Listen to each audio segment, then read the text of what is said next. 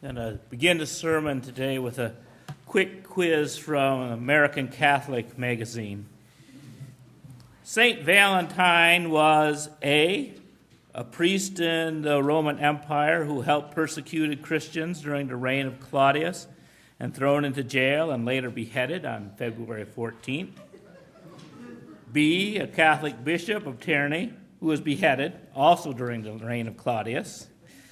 C, someone who secretly married couples when marriage was forbidden or suffered in Africa, or wrote letters to his jailer's daughter signing them Your Valentine, and was probably beheaded.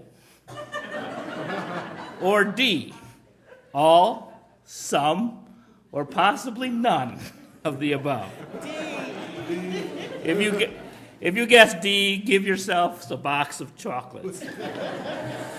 Although the mid-February holiday celebrating love and lovers remains widely popular.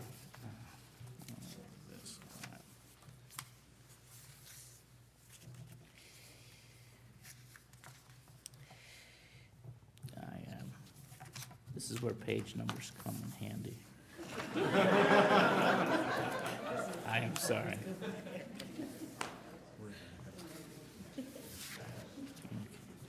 The roots of Saint Valentine's Day lie in the ancient roots of the Roman festival of Lupercalia, which was celebrated on February 15th. It was, like most pagan festivals, a fertility festival.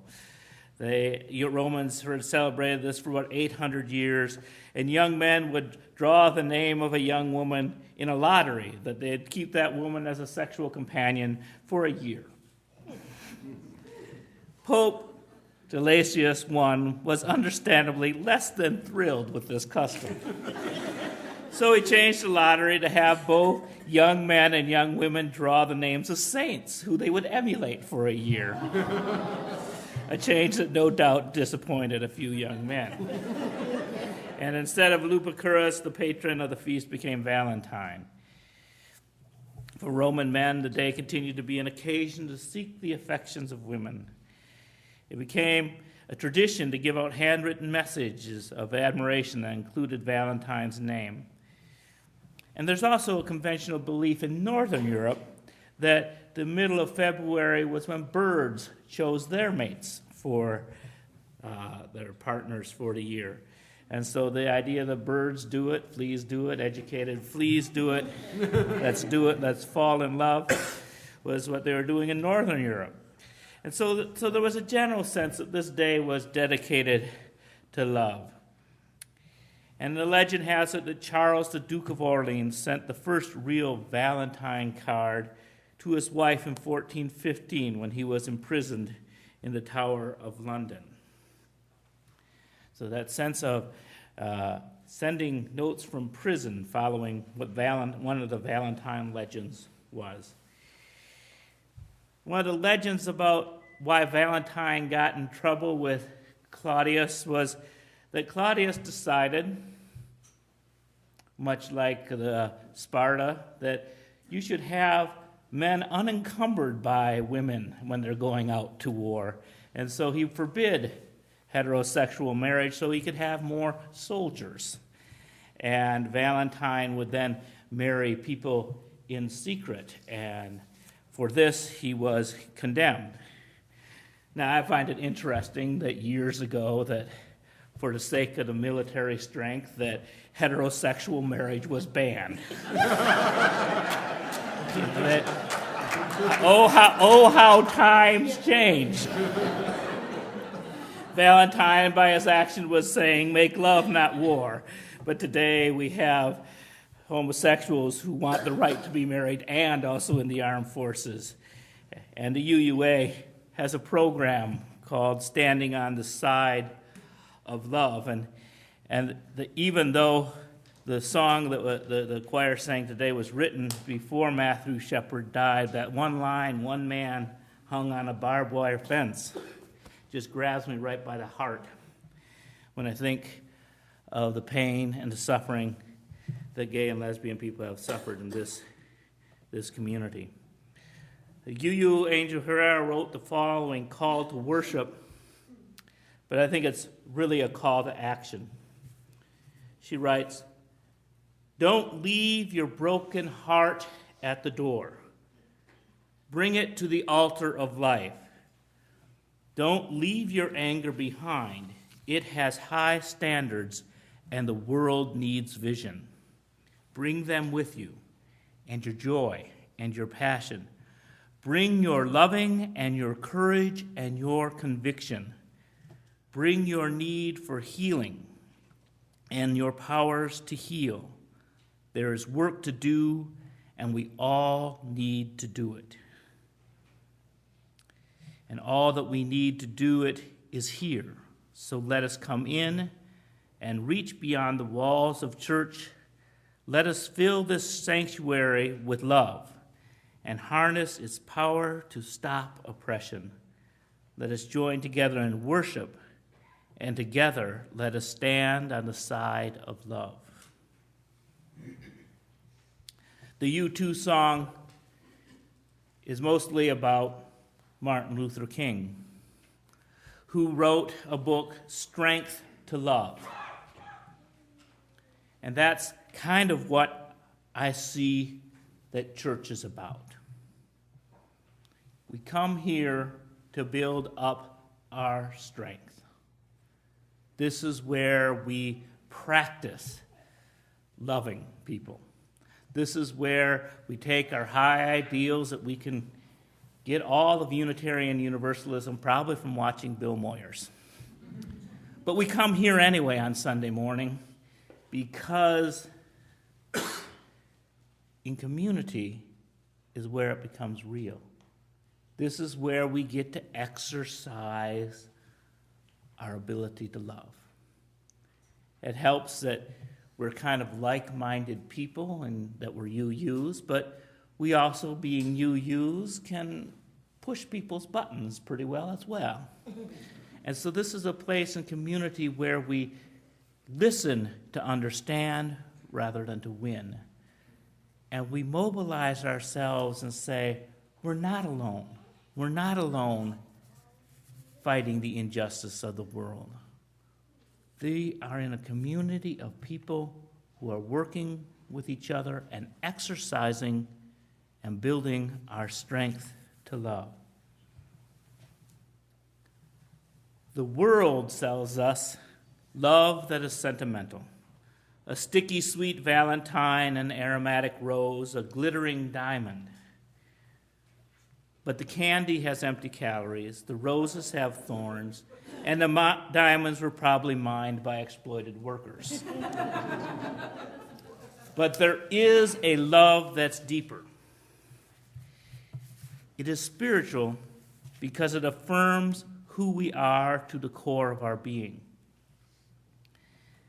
In the Athara Veda of Hinduism, it's written, "Love is the firstborn, loftier than the gods, the fathers and men.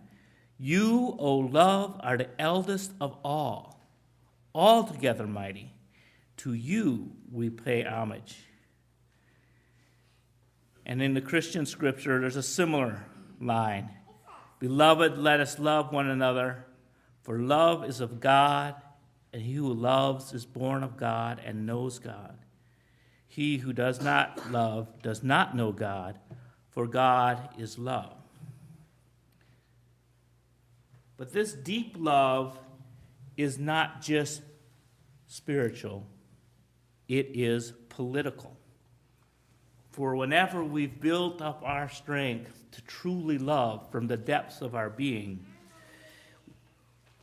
we extend that love to those that the world mistakenly deems unlovable.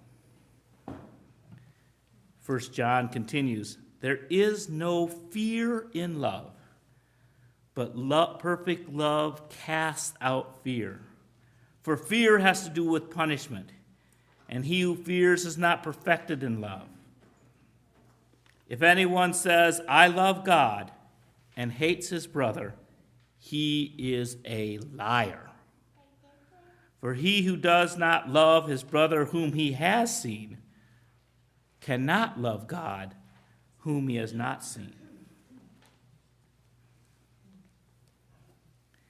And so all the high-minded spiritual thoughts that we might have about love and ultimate purpose really come down to how we treat each other and how we treat the people beyond these walls.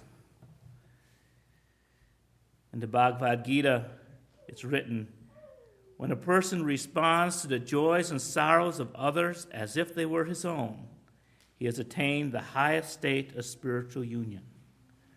Now there's a spiritual practice. As people are saying their joys and concerns and might be running a little bit long. There's a practice where we have to build the strength to love each other. And I think Islam has very few passages where God is presented as a prankster in the idea of Kokapelli or Lokai, the thunder god. God's pretty straightforward in the Islamic tradition. But in the Quran, I see a bit of God, the trickster. It may be that God will ordain love between you and those you hold as enemies. For God has power over all things, and God is oft forgiving and merciful. It may be that you'll just be forced to deal with those people you don't like. It may be that you love them anyway. That you don't wait for people or the world to be perfect in order to love them. You just do it. This is the type of love that needs strength. This is the type of love that we come together to practice with each other and heal each other so that we have the strength to love the world. The strength to love a world that is not always kind. Love is stronger than pink cardboard hearts. The love that we receive from one another allows us to love. I think that the first Valentines may have been written by people in prison is important. Here are people who have nothing, who may be facing execution and soon have everything taken away from them. But somehow within their being found the strength to send a note of love to someone more fortunate than them. And that requires a lot of strength.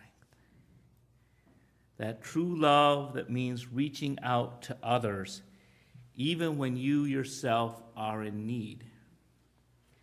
I think we mistakenly think that if we're short of love, we should try to keep all that we have to ourselves, to hoard it. But that is a path to loneliness, because the love unpracticed will die and wither in your heart. So that if today you are feeling hurt and unloved, and that spark of love in your heart feels like it's about to go out, you can't save it by protecting it.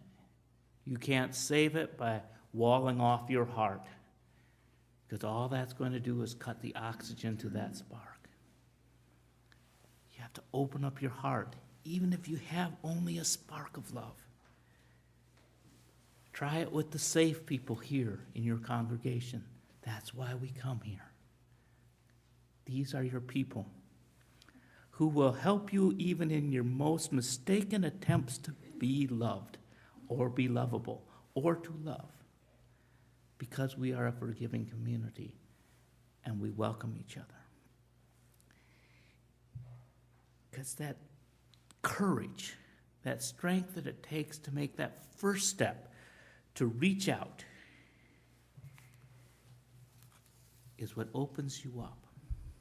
It's what helps you build the love within yourself by practicing practicing and exercising your ability to love. Each week here gives you strength to practice some more when you go out into the world. Love everybody, even the people who are unlovable. That's some heavy lifting. That's some heavy lifting indeed. And that's why we need to be here, practicing, loving each other. And when we go out in the world and we love people who magically like angels, when we love people who do not appreciate our love, who do not even see our love as worthy, who think that we are condescending liberals, as you might have read in the paper today, that you say love anyway, but sometimes you get hurt when you love. And that's again why you come back to this community, because we strengthen each other and we give each other the strength to love. In the name of love, may we bless and be blessed. Amen.